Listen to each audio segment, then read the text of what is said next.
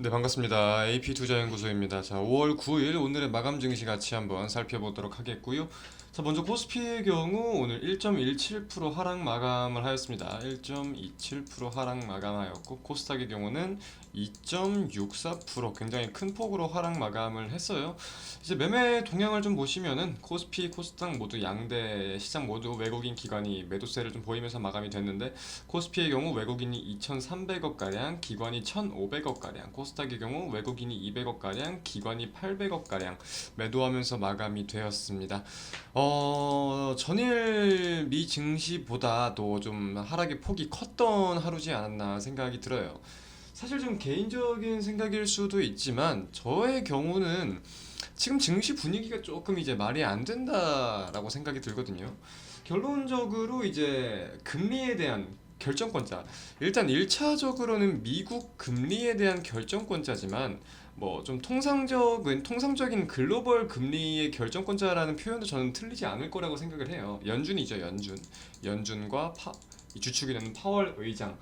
근데 이제 파월 의장 연준의 입장에서는 6월, 7월까지 0.50% 금리 인상을 단행을 하겠다. 그리고 6월부터 양적 긴축을 시행하겠다. 이렇게 밝혔잖아요. 근데 지금 시장에서 또 바라보는 게, 맨 처음에는 이게 이 안도감으로 상승을 했다가 그 다음 날은 다시 우려감으로 상승분 이상 반납을 했습니다. 그리고 계속해서 이 아래에서 혼조세를 좀 보이고 있는 상황인 건데, 좀 시장에서 바라보는 시선은 6월 달에 75 바벨 포인트, 그러니까 0.75%포인트를 인상시키지 않는다면 인플레이션을 잡지 못할 것이다 라고 좀 판단을 하고 있어요.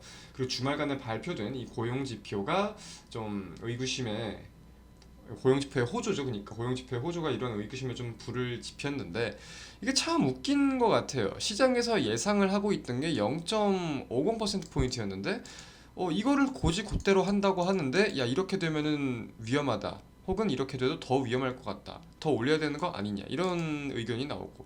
만약에 반대로 또 이 의견이 나온다고 하면은 이쪽 의견의 찬성론자들이 매물을 더 뺄 수 있는 요인이 될 수도 있을 것 같고. 그러니까 지금 저로서는 뭐랄까, 이해하기 되게 어려운 시장이다. 말도 안 되는 일들이 계속 벌어지고 있는 하루하루를 보내고 있지 않나. 이런 식으로 생각이 들어요. 거기다 추가적으로 이제 오늘 러시아의 전승절이잖아요. 러시아의 전승절인데, 이제 푸틴이 하는 말을 들어보니까 전쟁 뭐 휴전이나 종전에 대한 내용이 아니라 전쟁을 지속시키겠다. 우리는 계속해서 싸울 것이고, 서방에서 압박을 가할 시에 거기에 대한 제재도 충분히 생각을 하고 있다. 지금 이런 내용들이 좀 오가고 있는데, 음, 상황이 좋지만은 않은 것 같다 말씀을 좀 드릴 수 있을 것 같고요. 그냥 뭐 오늘 새벽에 뉴욕 증시가 어떤 흐름을 보일지는 좀 지켜봐야겠어요. 그래서 이 꼬인 실타래들을 좀 풀기 위해서는 불확실성이 해소가 되는 게 필요한데, 결국은 시장이 올라가고 내려가고 1차원적으로 생각을 하면은 돈의 유입이잖아요. 돈 수급. 그죠? 근데 어떤 단체, 어떤 기관, 외국인이든 간에 수급이 들어올 이유는 없는데 빠지는 이유는 가지각색인 거지. 그래가지고 지금 시장이 말이 안 되는 시장이 아닐까라고 저 같은 경우는 좀 판단을 하고 있습니다. 네.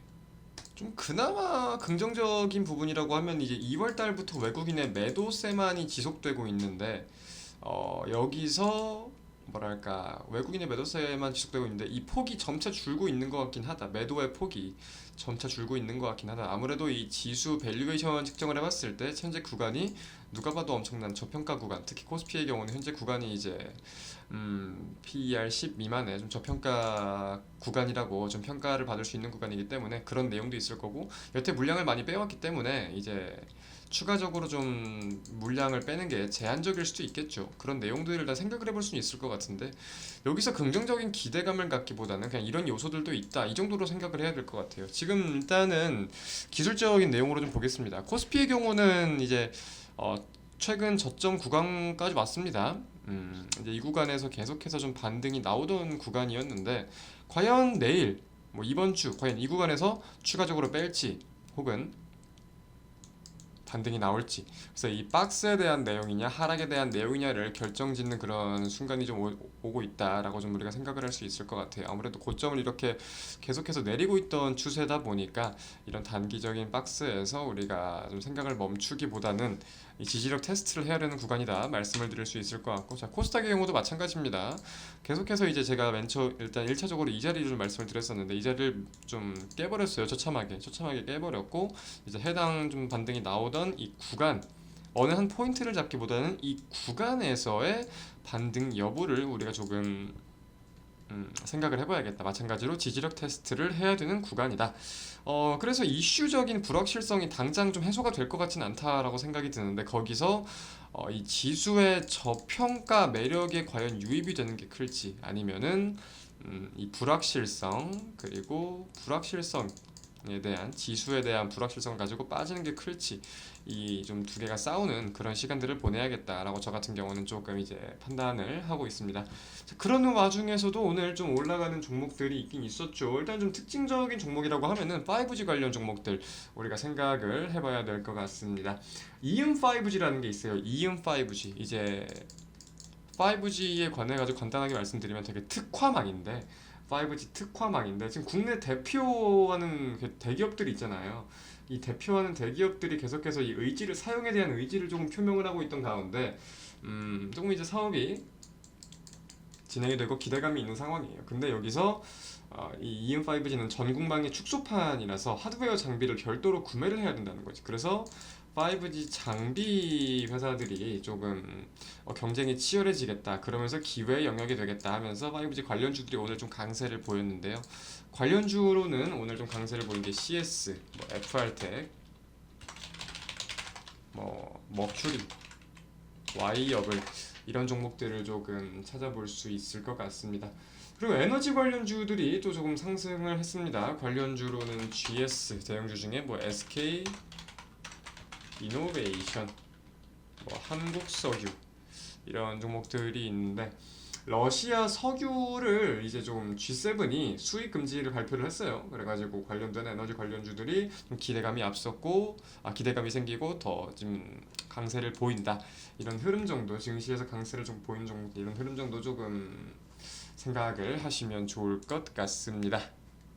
그래서 지금 증시 분위기를 좀 살펴보면은 좀 안전자산에 대한 선호도가 다시금 높아지고 있는 상황이죠.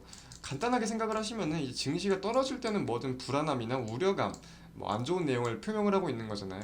그럼 위험자산에 대한 내용이 떨어지니까 안전자산이 올라간다, 이렇게 생각을 하셔도 좋습니다.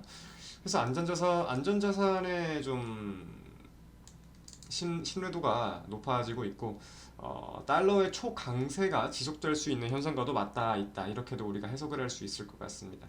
반대로 이제 위험자산 성격을 좀 띠는 가상화폐나 성장주들이죠. 성장주들, 이제 좀 이런 것들은 계속해서 좀 보수적인 관점을 가지고 지켜봐야 되지 않겠나, 당분간은 좀 그런 생각을 좀 해야 될 것 같고요.